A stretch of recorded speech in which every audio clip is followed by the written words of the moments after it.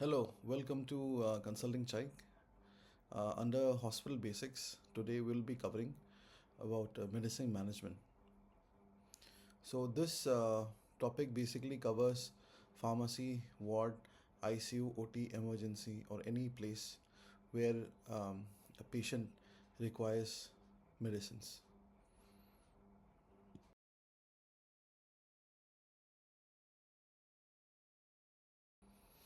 So the contents of this topic are listed here.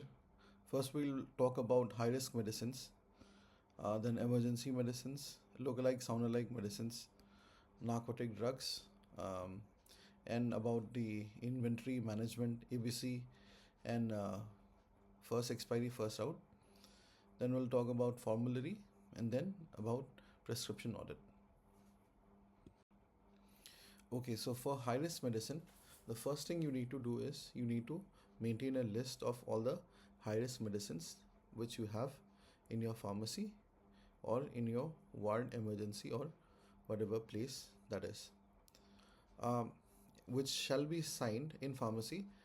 Only the pharmacist can sign, and in other places, the pharmacist plus the in charge needs to sign. And as you can see in this slide, um, this box that you see, yellow and blue, the blue ones are those compartments where you keep the medicines, and yellow is something like a tape which you fix, which you paste it there, so that it works as a caution that you have to be careful while you dispense medicines from here. You also need to put a double check signage saying please double check the medicines before you dispense it. Some examples of high risk medicines can be insulin or concentrated electrolytes. For emergency medicines, again you need to paste the list of emergency medicines which are applicable there in your ward, or in case of pharmacy, the whole list will be there, which has to be signed by the pharmacist in case of pharmacy, and in case of other places, the pharmacist and the respective department heads. Then instead of yellow, now you'll put red tape. Red signifies the urgentness, the um, urgency of giving the medicines. So ideally it should be kept near the dispensing counter, so it is easier for the staff to dispense it. Adrenaline is one example of emergency medicine. Okay, so for lookalike, sound-alike, again you need to maintain a list signed by the pharmacist and the respective department heads. Um, so you need to store it in such a way that the confusing pair of lookalike 1 and lookalike 2 is separated out as much as possible. Here in the slide you can see lookalike pair. Lookalike 1 is shown in white text in using blue background, and on the other hand lookalike 2 is written in blue text and white background. Similarly for sound alike, I've used green and white colors. So here you can see just 9 boxes are here, but in case where you have a larger place, you need to separate it out as much as possible. Okay, and one important thing about the medicines of lookalike, sound alike, the especially the sound alikes ones, you have to write it in Tolman letters. So the syllables which are uh, the differentiating ones, you have to write it like this. For example, you have chimoral and chimonab, so you need to write the RAL in capital letters and NAB in NAB in um, capital letters, so that it is easily identifiable. Okay, one more important thing is whenever there is a mix of LASA inside emergency medicine or inside high risk medicines, so inside the high risk medicines compartment, you can make the look-alike sound alike kind of arrangement inside that. Okay, yeah.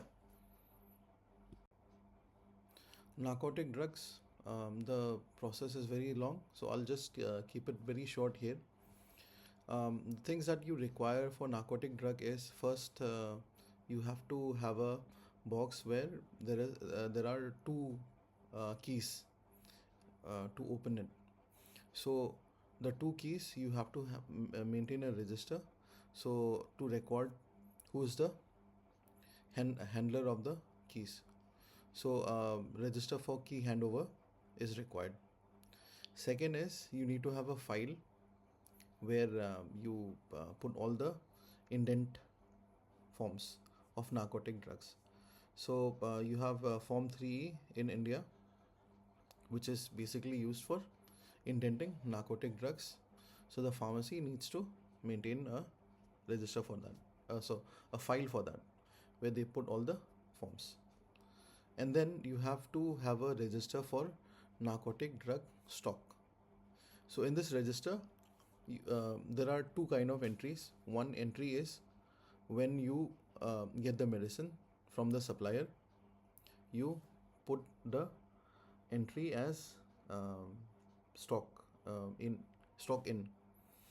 Okay, and then who is the supplier details, all those things you put in the register. And the second type of entry is where you dispense a narcotic drug. Narcotic drug is basically given to staff only, where the staff gives you the Form 3. So looking at the Form 3, you have to note down the name of the doctor, the patient, UHID, all the details, how many narcotic, the vials that you are dispensing, you have to take a note of it. And there's another kind of entry where the narcotic drug is given back from the OT or ICU. So there you again need to put it in the input part of the narcotic drugs, where you write about from which patient how many drugs, how many vials, full vials are returned. And it is also important that the empty vials are taken against the respective patient.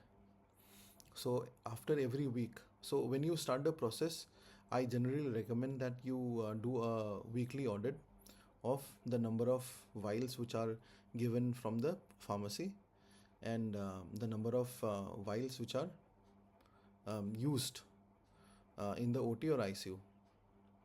Okay, so when you do it weekly, then you fall into and then your process falls into place. And then after that, on a regular basis, you can do that kind of audit every month, once in a month. ABC analysis and FIFO. Generally, in many inventory management system, we have FIFO. This is FIFO, first expiry, first out. Okay, so the method how you should keep a medicine is, when a medicine comes from the supplier, you need to put the entry in your software, the stock, expiry, everything, and then you have to stock the medicines in such a way that the medicines which has earlier expiry, it needs to be stored on the outer side of the rack, and the ones which are expiring later on, it needs to go inside. Okay, so that is first expiry, first out, not first in, first out. So you will basically understand the difference. And for ABC analysis, I'm just cutting it very short. You have to first make a list of all the medicines, and you need two columns against each medicine. One column containing price per unit of the medicine, and the second column containing annual consumption.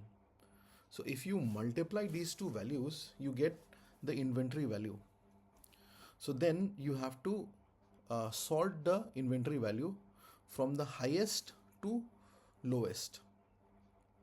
Okay, so as in the slide you can see in the table, A category, B category and C category needs to be segregated.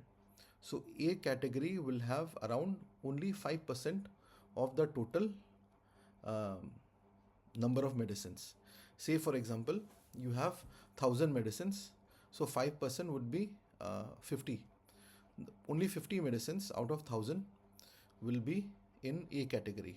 But if you calculate the inventory value, it will come around 75%. So basically, A category medicines are those medicines which has higher price per unit and higher annual consumption.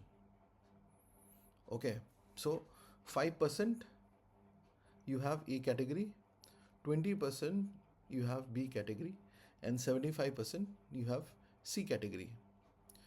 A category you have to check it every month, at least every month. Okay, if required, you can also do it every fortnightly. Okay, B category, preferably you do it quarterly. All the medicines of B category every quarterly. And C category, all these medicines you have to do a stock audit once every year. Okay, so the numbers that you see here, 5%, 20%, 75%, it basically varies according to the number of medicines and the value of inventory value that you get. Okay, so that judgment needs to be taken by the respective pharmacy in charge. Now about the formulary.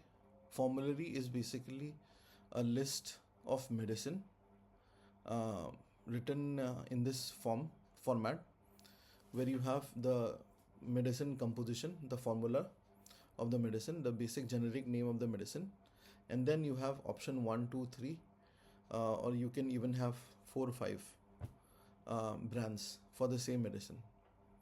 So the formulary is basically a list of all medicines used and sold in hospital.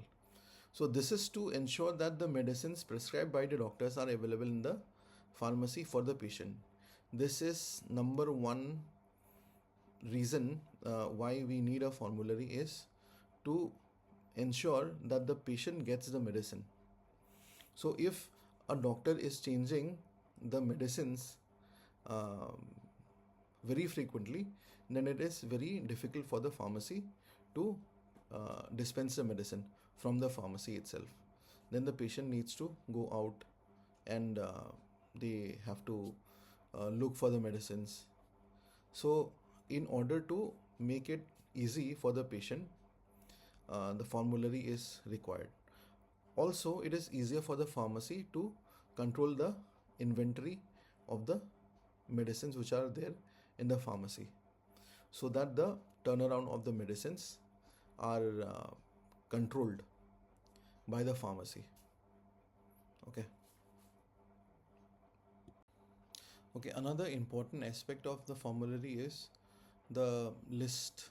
The formulary should not change so easily. So if a consultant requires to add medicines or delete certain medicines, the consultant needs to write it to the Drugs and Formulary Committee. And after reviewing it, the changes can be done in the formulary. If the committee is active and if the consultants are also proactive on this, on informing the committees, this can be taken care within 2 to 3 days. This is important so that the patient they get their right medicines on time. Okay, so prescription audit is a tool used by the pharmacist, or it is even better if you have a pharmacologist So the person doing the prescription audit, this will be done only for OPD prescriptions. So you don't need to audit the medicine card of IPD. This is only for OPD as per NABH 6th edition, 5th edition. So this is to see the doctor's adherence to the prescribed OPD, discussed OPD format. Okay, so basically they see a lot of things. Some of the important things are whether the consultant is writing in capital letters. This is another thing which is a part of the quality indicator. So from the prescription audit analysis, um, the data goes to the quality department through that quality indicator. So adherence to capital letters. This is not applicable when there is a complete usage of um, a good software, where the doctor does not need to write by hand. Okay, so the dose, route, frequency of the medicines are written. These things are checked from the prescription audit, and any drugs from formulary, whether the drugs which are prescribed, those drugs are from the formulary or not, that is also checked in the prescription audit. So thank you for watching till the end, and like and subscribe for more such contents. Thank you. See you again.